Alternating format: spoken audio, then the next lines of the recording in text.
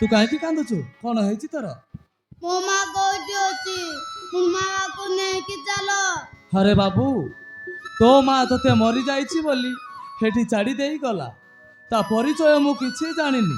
ତୋତେ ମୁଁ କାହା ପାଖରେ ନେଇକି ଯିବି? ମତେ ଜଣା ନାହିଁ। ମୁଁ ତୁମ ମା ପାଖକୁ ନେଇକି ଚାଲ। ହେ ଭଗବାନ, ଏବେ ମୁଁ କଣ କରିବି? ହେ ପିଲାଟାକୁ ନେଇ ମୁଁ କାହା ପାଖରେ ଯିବି? ହଁ, ସେ ଝିଅ ତ କହୁଥିଲା ସେ କୁଆଡ଼େ ଆମ ଜମିଦାରର ପୁଅକୁ ଭଲ ପାଉଥିଲା। ହଁ, ମୁଁ ଏ ପିଲାଟାକୁ ସେଇଠି ନେଇକି ଯିବି। ଚାଲ ବାବୁ, ମୁଁ ତୋତେ ତୋ ମା ପାଖକୁ ନେଇକି ଯିବି। ଚାଲ।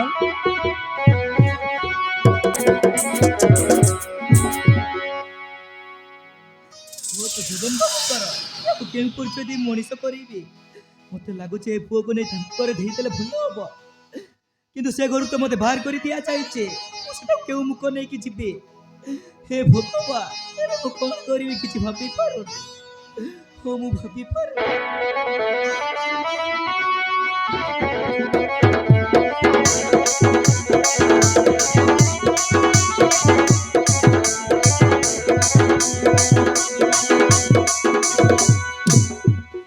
ତମେ ଶୁଣିଲି ନା? ଭଉଣୀ, ମତେ ଚିହ୍ନି ପାରିଲ? ମୁଁ ହଉଛି ଜୀବନର ପ୍ରେମିକା। ସେଦିନ ତୁମକୁ ଜୀବନର ସ୍ତ୍ରୀ ବୋଲି ସନ୍ଦେହ କରି ବହୁତ ଅପମାନ ଦେଇଛି। ମତେ କ୍ଷମା କରିଦିଅ। ନାଇଁ ନାଇଁ, ଏମିତି କଣ କହୁଛ? ସେଇଟା ତମର ଭୁଲ ଥିଲା। ତମ ପୁଅ ତ ବଡ଼ ହେଇଥିଲା। ଏଇଟା ପୁଣି କାହା ପୁଅ? ମୋ ପୁଅ ମରି ଯାଇଛି ଭଉଣୀ। ଏଇଟା ଜଗନ ବାବୁଙ୍କ ପୁଅ। ସେ ଭୈରବ ସହିତ ଆସେ ଏ ପିଲାଟାକୁ ମନ୍ଦିର ଛାଡ଼ି ଦେଇ ଯାଇଥିଲେ, ତେଣୁ ମୁଁ ନେଇ ଆସିଛି। ଏ ଭଗବାନ, ସେ ଗୋଟେ ମା ହୋଇ ଏମିତି କାମ କରି ପାରିଲା କେମିତି? ହଉ ଠିକ ଅଛି, ଏ ପୁଅକୁ ଧରି ଚାଲ, ତାଙ୍କ ଘରକୁ ଯିବା। ନାଇଁ ଭଉଣୀ, ସେ ଘରୁ ତ ମତେ ବାହାର କରି ଦିଆଯାଇଛି। ମୁଁ ସେଟା କାହିଁକି ଯିବି? ତମେ ଚିନ୍ତା କରୁଛ କାହିଁକି? ତମେ ପୁରା ଜଗନ ଭାଇକୁ ଭଲ ପାଉଥିଲ। ତାଙ୍କ ସାମ୍ନାରେ ସବୁ ସତ କଥାଟା କହିଦିଅ। ସେ ତୁମକୁ ନିଶ୍ଚୟ ନିଜର କରିବ। କିନ୍ତୁ ଭଉଣୀ, ସବୁ କଥା ମୁଁ ବୁଝିବି। ଚାଲ ନା। ହଉ ଠିକ ଅଛି। अरे ମୁଁ ବି ତ ସେ କଥା ଭାବୁଛି। ସେ କଅଁଳା ଛୁଆକୁ ଧରି ଯାଇଛି ଯେ କୁଆଡ଼େ। ମତେ ଲାଗୁଛି ସେ ବୋଧେ ତା ବାପା ଘରକୁ ଯାଇଥିବ। ହଁ, ତା ବାପା ଘରକୁ ଯାଇଥିବ। ଜଗନ ସେଟାକୁ ଯାଇଛି। ସେ ଫେରିଲେ ଜଣା ପଡ଼ିବ। ହଉ ଠିକ ଅଛି, ଦେଖିବା।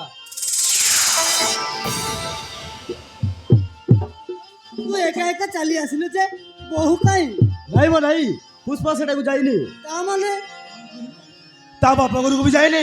ହେଲେ ସେ ଗଲା କୁଆଡେ ଜଗନ? ମୋ ମୁଣ୍ଡ ବି କିଛି କାମ କରୁନି ବାପା। ସେ କଅଁଳା ଛୁଆକୁ ଧରି ଯାଇଛି କୁଆଡ଼େ, ମୁଁ ବି ଜାଣିପାରୁନି। ଯାଇଛି ସେ ଘର ଛାଡ଼ି ଭୈରବ ସହିତ ଚାଲି ଯାଇଛି। ସତ କହୁଛୁ? ହଁ ଭାଇ, ମୁଁ ନିଜ ଆଖିରେ ଦେଖିଲି। ଭୈରବ ମନ୍ଦିରରେ ନାହିଁ, ଭାଉଜକୁ ସିନ୍ଦୁର ପିନ୍ଧୁଥିଲା।